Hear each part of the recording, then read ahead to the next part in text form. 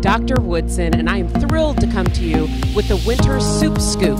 Today I will be going into Fox Hill Elementary to explore the reading process with our students.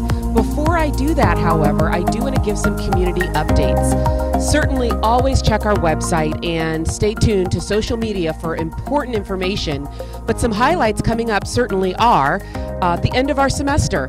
We've had a wonderful first semester for this school year, but we will have an end in just a few weeks and start our winter break. Before we do that, however, I would love to call your attention to several things. At the beginning of December, you will be able to find our 1920 and 2021 school year calendars that will be finalized by the school board and available to the community on our website for your family planning. Also, we will have approval of the school hours starting fall 2019. So please check our website for those very important updates that impact families. Also, as you may know, in 2019, the school board has approved rebalanced boundaries for all of our elementary schools and our middle schools. So we are encouraging all families, no matter how long you've lived in your home, to go to our website, to the Know Your Zone information, put in your home address, and see where your school assignment is for elementary and middle school for the 2019 school year. We are in the midst of very exciting construction. Our two elementary schools are coming right along. If you have not had the chance to see them coming up in our community or don't live near one, you can go to our website to see updated photos and even get a glimpse of what they will look like inside. We also have 5 other schools in the design process right now, and we're very excited about it. If you want to see pictures, renderings, what the front of the schools may look like, please, again, we are making all of that available to the community as we have the designs for each of our schools. And if you're curious, I wonder when my school is coming up for renovations or construction. Please, again, that information is on our website also. Every school and the timeline for renovation is listed because in 2016, our community passed with overwhelming support a major referendum allowing us to do renovations and construction district-wide.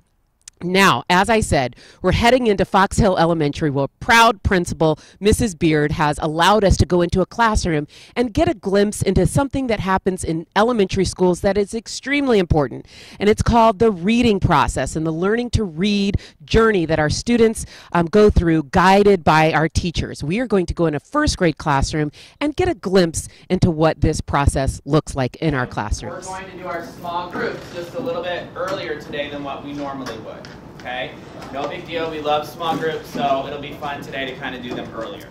Mr. Rouse, thank you so much for letting me in your classroom today. I think the reading process is one of the most important for our elementary students. I had a chance to talk to 2 of your students, and one of them described the reading process as magic. How would you describe it? I think I would agree, and especially this year, we're really excited about using the Jan Richardson framework for our guided reading, and it has just really helped us make such great leaps and bounds in our guided reading process. It really helps us target not only the small group, but the student within each small group. And my students this year are progressing faster than they ever have in my 9 years of teaching. So I would agree with him. That's outstanding. And so when you think about a group of students coming to you, some of which were with Washington Township for kindergarten, some of them may never have been to kindergarten. You've got students who are already readers when they enter your first grade classroom, some who may still be working on sight words and learning their letters and sounds. How do you meld all of those learners together and teach them all? Assessing at the beginning of the year to find their level is something we've always done, but this year again with the new framework we're using with Jan Richardson, it was kind of uniform across the grade level, the assessments we're giving. So finding what letter names and letter sounds they know. If they move past that, okay, what sight words do you know? Are you blending sounds together to be able to read words? And then, you know, you have some high flyers who are already reading very fluently, so finding those kiddos and be able to put them in a group where they'll be able to be pushed and to be challenged. So we're using kind of all that data and all that those assessments to put them in the correct group that's going to help them progress the best. And you talked about a framework that you're using. Obviously, you had to have some training and some professional development on that framework to be able to use that in the classroom. What other supports are available for our young learners who are learning to read? Well, we have an awesome reading coach, Rachel Stein, who is just a great support for all of us in the classroom and is really helping us after the PD actually use this framework in the classroom. And we have follow-up PDs with her as well.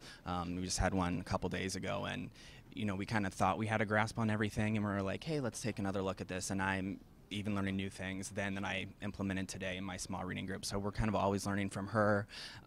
We're lucky enough that the consultant's going to come back, and so we're excited to meet with her again. So we're doing great. Well, thank you so much for allowing us a glimpse into your classroom to show the community this important work of encouraging and improving our readers across the district. Thank you very much. I hope you enjoyed our journey through a first grade classroom to learn a little bit about the reading process here at Fox Hill Elementary. We appreciate Mr. Rouse for allowing us into the classroom to learn from he and his students. Let's finish this semester strong. I look forward to seeing everyone back at school in the new year 2019.